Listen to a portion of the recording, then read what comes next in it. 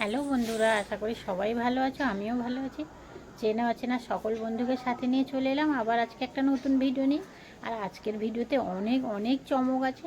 ভিডিওটা দেখো, তোমাদের খুব ভালো লাগবে। আর আমি ঘুরতে গিয়ে কোথায় কোথায় ঘুরলাম তা আছে। চলো তাহলে ভিডিওটা শুরু করি। আর আমি ঘুরতে গিয়ে যে কি কি জিনিস দেখলাম, খুব চমকদার জিনিস দেখেছি, সেগুলি দেখতে গেলে পুরো ভিডিওটা দেখতে হবে। সাথে থেকো, পাশে থেকো। তাহলে চলো আজকে ভিডিওটা শুরু করি। আজকে ছুটির দিন ছিল বলে একটু হাঁটলাম বেশি বেশি করে। তো হাঁটতে গিয়ে অনেক ভালো ভালো জিনিস দেখলাম, তো ভিডিও করে নিলাম। চারিদিকে কুয়াশা ছিল আর ঠান্ডাও খুব পড়েছে, তবুও তার মধ্যেই হাঁটলাম। এই দেখো বন্ধুরা, এইখানে হলো খেজুরের গুড় জাল দেওয়া হয়। এরা আমাদের এইখানে মেদিনীপুর থেকে আসে, এরা প্রতি বছর এই সময় আসে।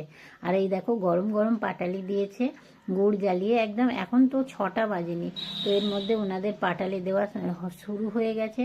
আর বিক্রিও করে এখানে গুড় রস, তা পাটালি বিক্রি করে। তাই একটু ভিডিও করে নিলাম, এত সুন্দর লাগছে পাটালিগুলো দেখতে। আর এই দেখো এদিকে হাঁটতে হাঁটতে অনেকটা দূরে চলে এসেছি, যেখানে মেলা বসেছে, নবান্ন মেলা। ধান দিয়ে কি সুন্দর সুন্দর ছড়ি বানিয়েছে ডিজাইন করে করে, দিয়ে প্যান্ডেলটা করেছে। তো সকালে বলে মেলাতে কোনো লোক নেই, শুধু মেলার ছবিটা আমি তুলে আনলাম। দুটো কুকুরই বসে আছে। দেখো বন্ধুরা, সাথে থেকো। আর আজকে রবিবারের দিন, ছুটির দিন। রান্না তো আমার তো প্রায় দিনই নিরামিষ, আর রান্নার কোনো বিশেষত্ব নেই, তবু তোমাদের সামনে আমি আজকে যা যা করলাম একটু রান্নাটাও তুলে ধরলাম। তোমরা দেখতে থাকো, সাথে থেকো বন্ধুরা, পাশে থেকো। আর প্যান্ডেলটা কেমন লাগলো জানাবে। এই দেখো কুচকি দুটো কি করছে ঠান্ডায়, আমাকে দেখে ভয়ে ঘরের মধ্যে চলে গেল ওদের বাসা। এবার চলে এলাম ননদের বাগানে চলে এলাম সকাল সকাল। ননদ বলল শাক তোলার জন্য, তো এসেই দেখো বন্ধুরা কি সুন্দর পালং শাক। কয়েকটা পালং শাকের পাতা কেটে কেটে নিচ্ছি, গোড়ার থেকে তুলছি না। এই গাছে জল দেওয়ার জন্য, সবজি গাছে জল দেওয়ার জন্য দেখো কুয়ো বানিয়েছে ওরা। আর এই যে লাল শাক, লাল শাকও হয়েছে ভালো বেশ। এদিকে আছে মূলো শাক, এইগুলো দেখো মূলো শাকগুলো কি সুন্দর হয়েছে। দেখো বন্ধুরা, একটু বাগান থাকলে সারা বছরের সবজি মোটামুটি পাওয়া হয়ে যায় এর মধ্যে থেকে। এই যে পালং শাকগুলো ধুয়ে রেডি করে নিয়েছি, এবার কাটবো। লাল শাকও। এবার রান্নাটাও তোমাদের দেখিয়ে নিই। লাল শাকটাও ভাজা করছি পেঁয়াজ রসুন আর শুকনো লঙ্কা ফোড়ন দিয়ে। বিনা সারের শাক, আমরা তো বাজারে কিনে খাই লাল শাক, অবশ্যই সবাই কিনে খাই, কিন্তু এই শাকটা কোনো সার দেওয়া নেই। এত সুন্দর খেতে, আর ভাতটা পুরো লাল হয়ে যায়। অল্প হলুদ দেবো, শাকের সবসময় হলুদে কম দিতে হয়। আর নুনও দেবো পরিমাণ মতো, দিয়ে যাতে কালার নষ্ট না হয় তার জন্য হলুদটাও দিতে হবে, কিন্তু কম। এই যে শাক ভাজাটা করে নেব।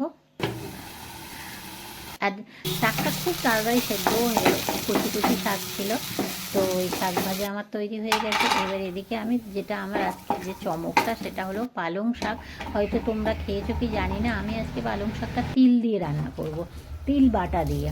তো আলু বড়িটাকে ভেজে তুলেই নিয়েছি, নিয়ে ওই তেল দিয়ে আর একটু তার মধ্যে ফোড়ন আর শুকনো লঙ্কা ফোড়নে দিয়েছিলাম, আর কিছুই দেবো না এর মধ্যে মশলা বলতে, জাস্ট তিল বাটা দেবো। আর তার সাথে এই যে আমি তিল বেটে নিচ্ছি, আর তার সাথে আমি একটু এই যে ঢেকে দিয়েছিলাম পালং শাকে, কিন্তু আমি জল দেবো না। তো পালং শাকে নিজের জলেই সেদ্ধ হয়ে যাবে। আর বাড়ির গাছের শাক, শাক ছাড়া ও খুব টেস্টি খেতে, খুব স্বাদ লাগে। লবণ দিলাম, আর হলুদের পরিমাণও আবার এখানে কম দেবো, যাতে আমি পালং শাকের সবজির কালারটা নষ্ট না হয়ে যায়। বড়ি দিয়ে একটু নাড়াচাড়া করে এবার তিল বাটাটা দিয়ে দেবো, দিয়ে নাড়াচাড়া করলে আমার পালং শাক রান্না তৈরি। খুব সহজে, খুব পুষ্টিকর খাবার, এটাতে তো কোনো ক্ষতি হবে না, মশলা নেই কোনো। তিল দিয়ে পালং শাক রান্নাটা তোমরা করে খেয়ে দেখো বন্ধুরা।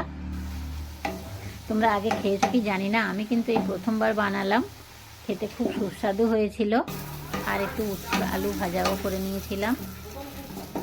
আর তারপরে চলে এলাম, মুসুর ডাল বেটে নিয়ে নিয়েছিলাম, বড়া ভাজা করব। বড়া ভাজা দিয়ে আমি গাঁঠি কচু রান্না করব। তো বড়াগুলো তেলে ভালো করে ভেজে নেব। বড়াগুলো সব ভেজে তুলে নিয়ে তারপর আমি গাঁঠি কচুটা আগে থেকেই সেদ্ধ করে রেখে দিয়েছি।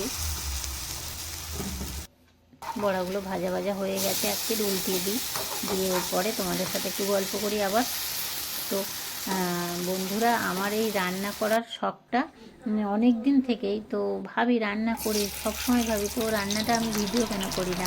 যে হঠাৎ করে মনে হলো যে একটু ভিডিও করি, রান্না করতে করতে যা পারি তাই। এই নয় যে আমি বিশাল ভালো রান্না করি, তা নয়। আমি যেটুকু রান্না করতে পারি সেটুকুই ভিডিও করি। কড়াই আমি ফোড়নে দিয়েছিলাম রসুন আর একটু পাঁচফোড়ন, তার মধ্যে সেদ্ধ করা গাঁঠি কচু দিয়ে দিয়েছি, টমেটো, হলুদ লবণ দিয়ে আর জিরে ধরে দিয়ে নাড়াচাড়া করব। আর এই একটু মাখা মাখাই তরকারিটা হবে। আর এই বাটা মশলাটার মধ্যে ছিল 2 শুকনো লঙ্কা আর 1 টুকরো আদা বেটে দিয়ে দিয়েছি। এবার আমি জল দিয়ে দিচ্ছি।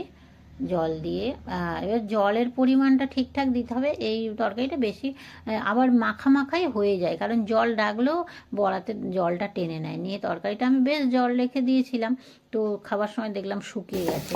এই যে শাক ভাজা, পালং শাক, মেথি, হ্যাঁ তিল দিয়ে পালং শাক আর বড়ার গাঁঠি কচুর তরকারি আমার তৈরি। আজকে ভিডিওটা এই পর্যন্ত, সাথে থেকো বন্ধুরা।